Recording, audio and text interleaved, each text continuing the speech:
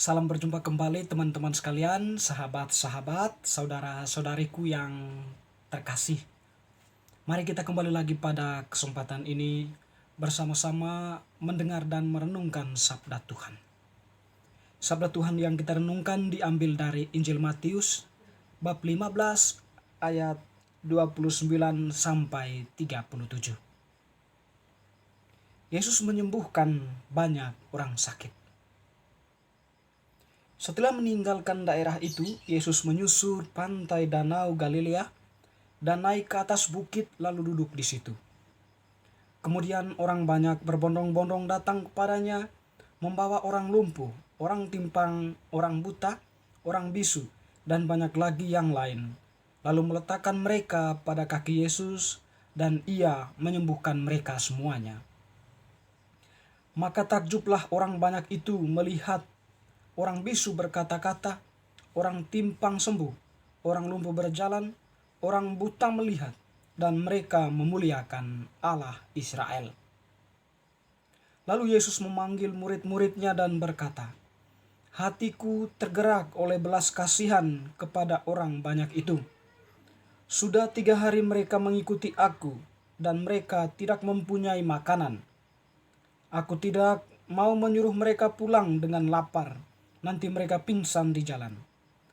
Kata murid-muridnya kepadanya, "Bagaimana di tempat sunyi ini kita mendapatkan roti untuk mengenyangkan orang banyak yang begitu besar jumlahnya?"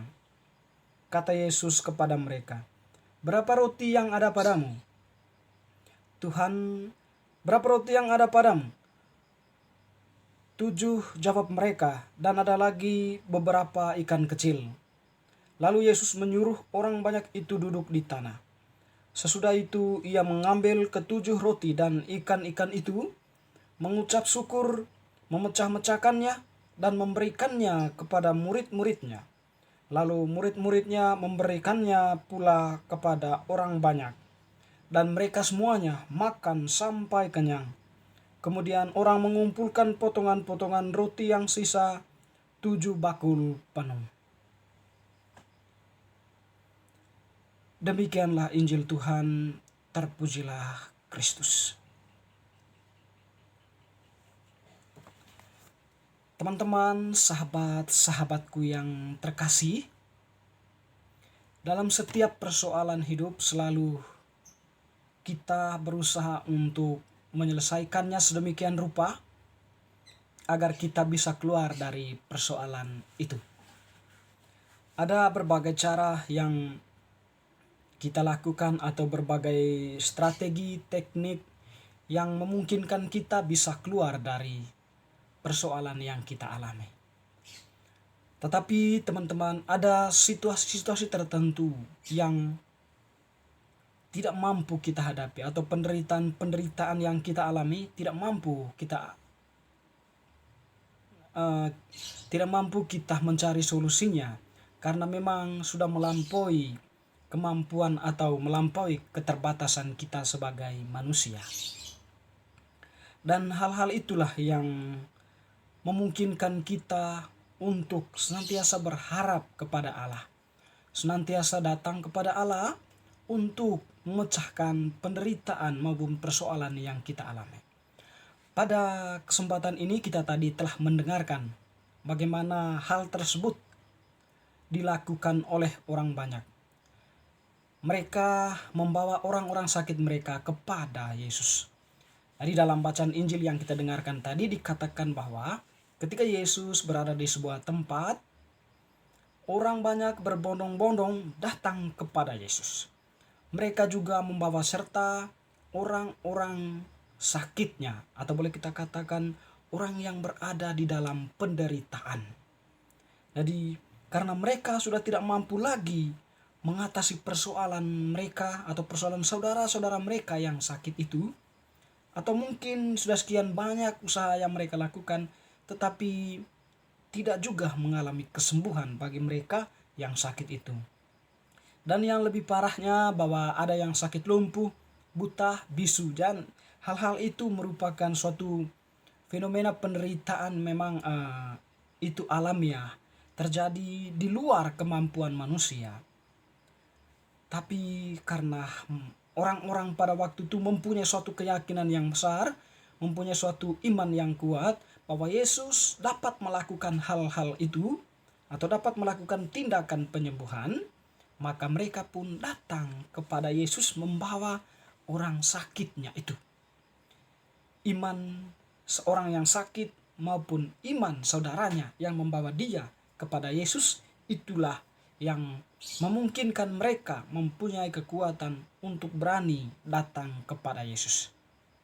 Dan menarik bahwa ketika Yesus melihat mereka, Yesus tidak menolak mereka tetapi menyembuhkan mereka semua. Dan mereka semua pun mengalami kesembuhan.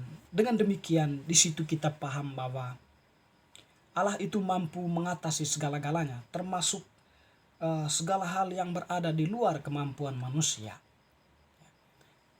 Teman-teman yang terkasih, pada bagian kedua dari bacaan Injil kita mendengar tadi bagaimana Tuhan menaruh belas kasihan kepada semua orang yang menderita kelaparan.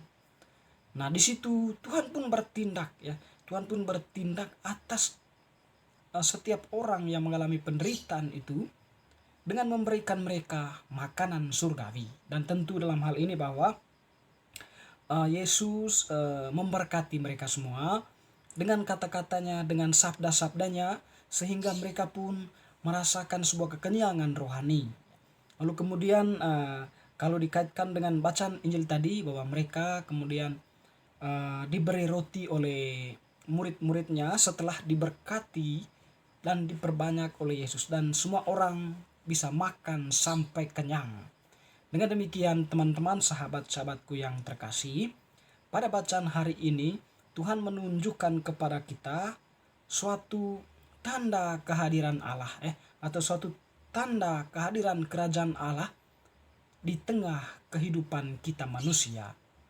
Bahwa Allah tadi yang bertindak menyembuhkan, yang bertindak mengenyangkan setiap orang yang lapar, itu semua adalah bukti atau tanda-tanda bahwa Allah bekerja di dalam dunia, bekerja di dalam diri kita semua. Dan tentunya bahwa yang diharapkan dari bacaan tadi, kita menaruh hati atau menyadari hal itu. Atau mungkin juga kita merefleksikan bacaan itu ya. Bahwa memang benar Allah itu sungguh-sungguh ada dan telah hadir di tengah kehidupan manusia. Dan pada waktu itu tentu setiap orang itu ya tidak mampu melakukan penyembuhan terhadap orang yang bisu ya, terhadap orang yang lumpuh ya, terhadap orang yang tuli mungkin juga ya. Dan juga ya tidak semua orang bisa memberikan kekenyangan kepada sekian banyak orang ya. Hanya Allah yang melakukan hal itu. Dengan demikian di sini pun kita bisa memahami bahwa Yesus menunjukkan diri sebagai manusiawi dalam posisinya yang menaruh belas kasihan kepada orang-orang yang menderita, dan sisi ilahinya atau sisi keilahiannya, Yesus melakukan suatu tindakan ilahi yang menghadirkan Allah di tengah dunia, atau yang menunjukkan bahwa Allah itu sungguh hadir di tengah dunia dengan menyembuhkan orang-orang yang sakit yang memang posisi mereka tidak dapat dilakukan oleh manusia, dan juga memperbanyak roti dan juga ikan itu sehingga orang pun makan sampai kenyang. Yang walaupun yang bagian kedua ini kita pahami sebagai orang itu kenyang dalam arti rohani, bahwa setelah mereka mendengarkan Yesus yang bersabda, yang berkhotbah, mereka mengalami ada sebuah kepuasan batin ya, ada sebuah ketenangan batin gitu ya. Dan teman-teman yang terkasih, kita sebagai orang yang dibaptis, bacaan hari ini mengajak kita untuk senantiasa percaya atau senantiasa berharap penuh akan kedatangan Tuhan dalam diri kita. Bahwa Tuhan itu akan selalu datang ya, akan selalu menyertai kita. Yang terpenting bagi kita adalah kesiapsediaan di dalam doa, di dalam pembaharuan diri, dan juga di dalam tindakan-tindakan lain, puasa, dan yang paling penting adalah berbelas kasih terhadap sesama yang membutuhkan. Teman-teman, semoga bacaan hari ini semakin meneguhkan iman kita untuk berharap akan kedatangan Allah dalam hidup kita masing-masing. Semoga.